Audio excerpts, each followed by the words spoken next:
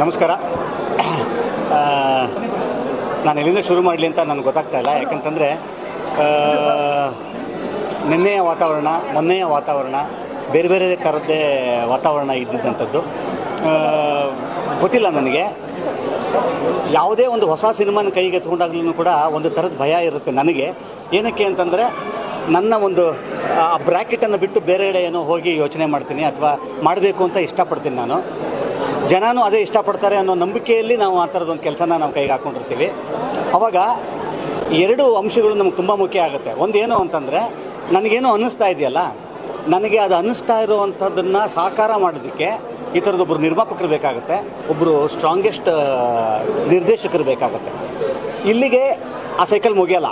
ಯಾಕಂದರೆ ಆ ಪ್ರಾಸೆಸ್ಸು ಇದು ಒಂದು ಹಂತ, ಇದು ಎರಡನೇ ಹಂತ. ಮೂರನೇ ಹಂತ ಏನು ಅಂತಂದರೆ ಇದಕ್ಕೆ ತುಂಬ ಪಿಲ್ಲರ್ ಪೋಲ್ಸ್ ಆಗಿ ಒಂದಿಷ್ಟು ಜನ ಟೆಕ್ನಿಷಿಯನ್ಸ್ ಆಗಿರ್ಬೋದು.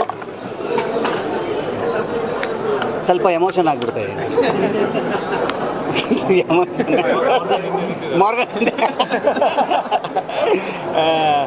ಒಂದಿಷ್ಟು ಕೈಗಳು ಬೇಕಾಗುತ್ತೆ. ಆ ಕೈಗಳು ಯಾವುದೂ ಅಲ್ಲ, ನಾನು ಇಡೀ ಸಿನಿಮಾ ನೀವು ನೋಡಿದ್ದೀರಿ. ಇಷ್ಟು ಜನ ಈ ತಂಡ ಏನಿದೆ, ಈ ತಂಡ ಸೇರಿಕೊಂಡು ಕಟ್ಟಿರುವಂಥದ್ದು ತುಂಬ ಮುಖ್ಯವಾದ್ದೇನು ಅಂತಂದರೆ ಈ ಪ್ರಯತ್ನವನ್ನು ನೀವೆಲ್ಲರೂ ಒಪ್ಪಿ ಎಸ್ ನಾವಿದ್ದೀವಿ ಅಂತ ಹೇಳ್ತೀರಾ ಗೊತ್ತಾ, ಆವಾಗ ಆ್ಯಕ್ಚುಲಿ ಇದರ ಸಾರ್ಥಕತೆ ಆಗುವಂಥದ್ದು. ಇವತ್ತು ನಮ್ಮ ಈ ಕಡೆ ಭಾಗ ಏನಿದೆಯಲ್ಲ, ಇದೊಂದೇ ಆದರೆ ಆಗಲ್ಲ. ಆ ಕಡೆ ಭಾಗ ತುಂಬ ಇಂಪಾರ್ಟೆಂಟ್ ಆಗುತ್ತೆ. ಇವತ್ತು ಮೊನ್ನೆ ಎಲ್ಲ ನಾವು ಬೇರೆ ಥರನೇ ಇದ್ವಿ. ನಿನ್ನೆ ಒಂಚೂರು ಬೇರೆ ಥರ ಇತ್ತು. ಆ್ಯಕ್ಚುಲಿ ನಿಜವಾದ ರಿಪೋರ್ಟ್ ಏನು ಅಂತಂತಂದರೆ ಇಷ್ಟು ನಗುಮುಖಗಳು ಕಾಣ್ತಾ ಇದೆಯಲ್ಲ, ಈ ನಗುಮುಖಗಳೇ ಆ್ಯಕ್ಚುಲಿ ಇದು ರಿಪೋರ್ಟಿಗೆ ಕಾರಣ. ಇದಕ್ಕೆ ಈ ನಗುಗೆ ನಾವಲ್ಲ ಕಾರಣ, ಆ್ಯಕ್ಚುಲಿ ನೀವುಗಳು ಕಾರಣ ಆಗಿದ್ದೀರಿ. ನೀವೆಲ್ಲರೂ ಭಾಳ ಪ್ರೀತಿಯಿಂದ ಈ ಸಿನಿಮಾನ ಚೆನ್ನಾಗಿದೆ ನೋಡಿ ಅಂತ ಇನ್ನೊಬ್ರಿಗೆ ಹೇಳ್ತಾ ಇದ್ದೀರಿ ಗೊತ್ತಾ, ಅದಷ್ಟೇ ಕಾರಣ ನಾವು ಇಷ್ಟು ಜನ ಇಲ್ಲಿ ನಗಲಿಕ್ಕೆ ಕಾರಣ. ನಮ್ಮ ಪ್ರಯತ್ನವನ್ನು ನಿಮ್ಮದೇ ಮಗು ಅಂತ ಅನ್ನೋ ಥರದಲ್ಲಿ ಇವತ್ತು ನೀವು ಸ್ವೀಕರಿಸಿದ್ದೀರಾ ಅಂತ ಅನ್ನೋದಾಯಿತು ಅಂತಂದರೆ ಇದು ಒಂದು ಕನ್ನಡ ಚಿತ್ರಕ್ಕೆ ಸಿಕ್ಕಂಥ ಗೆಲುವಿದು. ನಾನು ಈ ತಂಡನ ಮಾತ್ರ ನಾನು ಹೊರತುಪಡಿಸಲ್ಲ. ಏನಕ್ಕೆ ಅಂತಂತಂದರೆ ಈ ಥರದ ಸಿನಿಮಾಗಳು ಗೆದ್ದಾಗ ಮಾತ್ರ ಮತ್ತೊಂದಿಷ್ಟು ತಂಡದವರು ಬೇರೆ ಬೇರೆ ಥರ ಯೋಚನೆ ಮಾಡೋದಕ್ಕೆ ಸಾಧ್ಯವಾಗುತ್ತೆ.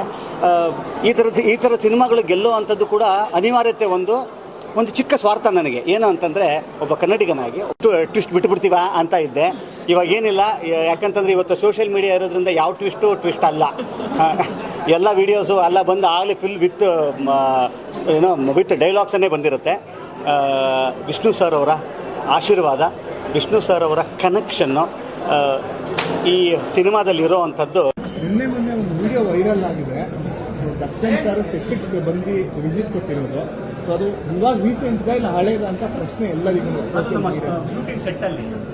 ಶೂಟಿಂಗ್ ಸೆಟ್ಟಲ್ಲಿ ಯಾಕಂದರೆ ವರುಣ್ ಅವರ ತುಂಬ ಗೆಳೆಯರು, ಎಲ್ಲರಿಗೂ ಕೂಡ ನಮ್ಮಲ್ಲಿರೋರು ಎಲ್ಲರಿಗೂ ಕೂಡ ಅವರ ಆಪ್ತರು.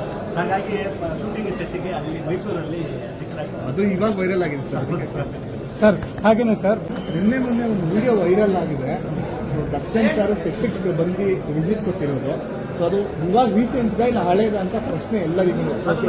ಶೂಟಿಂಗ್ ಸೆಟ್ಟಲ್ಲಿ ಯಾಕಂದರೆ ವರುಣ್ ಅವರ ತುಂಬ ಗೆಳೆಯರು, ಎಲ್ಲರಿಗೂ ಕೂಡ ನಮ್ಮಲ್ಲಿರೋರು ಎಲ್ಲರಿಗೂ ಕೂಡ ಅವರ ಆಪ್ತರು.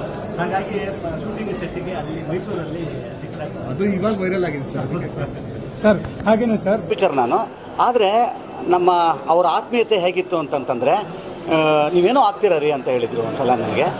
ಖಂಡಿತ ರೀ, ನೀವೇನೋ ಆಗ್ತೀರಾ ಅಂತಂದು. ನನಗೆ ಎರಡನೇ ಸಿನಿಮಾ ಹೇಗೆ ಇವ್ರಿಗೆ ಗೊತ್ತಾಗ್ತಾ ಇದೆ ಅಂತ ಅನ್ನೋವಂಥದ್ದು ನೋಡಿ. ಇವತ್ತು ನಾನು ಚಿತ್ರರಂಗಕ್ಕೆ ಬಂದು ಹೆಚ್ಚು ಕಮ್ಮಿ 25 ವರ್ಷ ಆಯಿತು.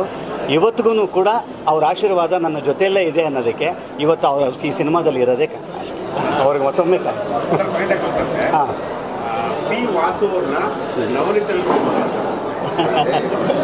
ಅದನ್ನು ನಾನು ಹೇಗೆ ಹೇಳಲಿ, ಏನಕ್ಕೆ ಅಂತಂದರೆ ಖಂಡಿತ ಏನು ಗೊತ್ತಾ, ಆ್ಯಕ್ಚುಲಿ ಇಲ್ಲಿ ಹೇಳಬೇಕು ಅಂತಂದರೆ ಒಬ್ಬ ನಟನಾಗಿ ಹೇಳಲ್ಲ, ಒಬ್ಬ ಅಭಿಮಾನಿಯಾಗಿ ಹೇಳ್ತೀನಿ. ವಾಸು ಸರ್ ಅವರ ಅಭಿಮಾನಿ ನಾನು. ಆಮೇಲೆ ಅವರು ಟಚ್ ಮಾಡುವಂಥ ಏರಿಯಾಸ್ ಇದೆಯಲ್ಲ ಸಿನಿಮಾದಲ್ಲಿ, ಆ ವಿಚಾರದಲ್ಲಿ ಅವ್ರ ಫ್ಯಾನ್ ನಾನು. ಅವ್ರ ಜೊತೆಯಲ್ಲಿ ಆರಕ್ಷಕ ಅಂತ ಒಂದು ಸಿನಿಮಾ ನಾನು ಆ್ಯಕ್ಟ್ ಮಾಡಿದ್ದೆ.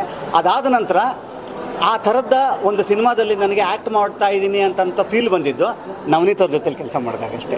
ಸೊ ಹಾಗಾಗಿ ನನಗೆ ಮುಂಬರುವ ದಿವಸಗಳಲ್ಲಿ ಇನ್ನೊಂದು ವಾಸು ಸರ್ ಆಗಿ ಬೆಳೀಲಿ ಸರ್ ಅಂತ ಅನ್ನೋವಂಥದ್ದು ನನ್ನ ಆಶಯ.